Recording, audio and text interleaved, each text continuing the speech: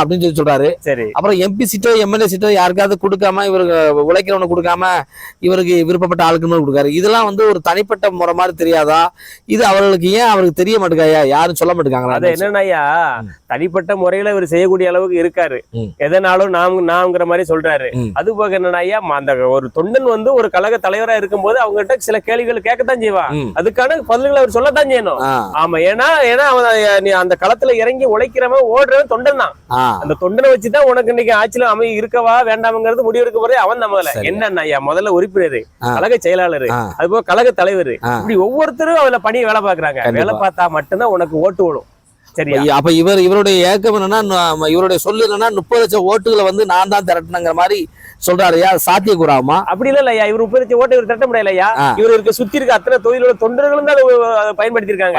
அவங்க இல்லைன்னு சொன்னா அந்த 30 லட்சம் ஓட்டு இவருக்கு கிடைக்க வாய்ப்பு இல்லை. ஏன்னா அந்த தெருவாக போய்